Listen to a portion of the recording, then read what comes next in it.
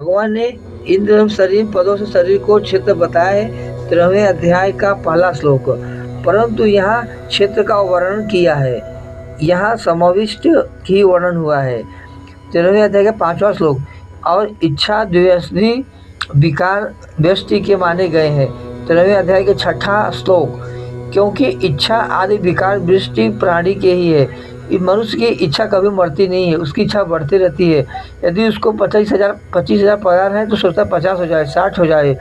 1 BHK सोचता है 2 BHK 3 BHK हो जाए और उसको मैं रेंट पे दे दूँ, मुझे उससे रेंट का पैसा मिले।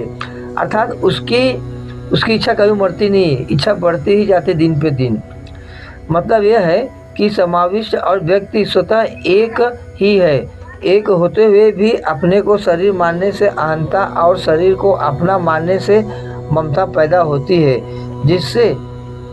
जिससे बंधन होता है। अगर शरीर और संसार की अभिन्नता का अथवा अपनी और भगवान की अभिन्नता का साक्षात्म अनुभव हो जाए तो अहंता मतलब अहंकार और ममता स्वतः मिट जाती है। हमें शरीर के बारे में पता नहीं कि ये शरीर किस लिए दिया है। यदि हमें इसका ज्ञान हो जाए, मानव शरीर किस लिए मिला है, तो हमें कभी अहंकार और ममता सता ही नहीं पाएगी।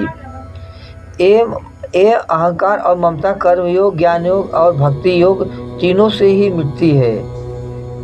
योग करने से भी ममता और अहंकार मिटता है, परंतु हमें योग करना चाहिए, प्रभु का नाम जप करना चाहिए।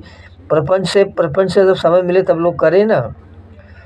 और तीनों को ही मिटती है। कर्म योग से निर्ममो निरंकार, गीता के दूसरे कथन में बताया। ज्ञान योग से अहंकारे बिच्छुमय निर्मम, गीता के 17-13।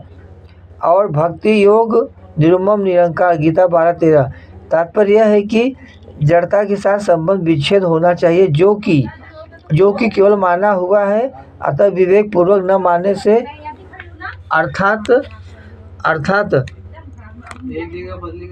अर्थात वास्तविकता का अनुभव करने से यह माना हुआ संबंध मिट जाता है। यही प्रभु की देन है। हमेशा भगवान कहते हैं मेरा नाम जप करो, आपका कल्याण होगा। लेकिन लोगों का समय नहीं है, खाली यहाँ वहाँ की बात लोग करते रहते हैं। यही संसार का नियम है। भागवत जी को भी करते हैं स्टाफ, कल फिर चालू करेंगे। तब तक के लिए राधे राधे।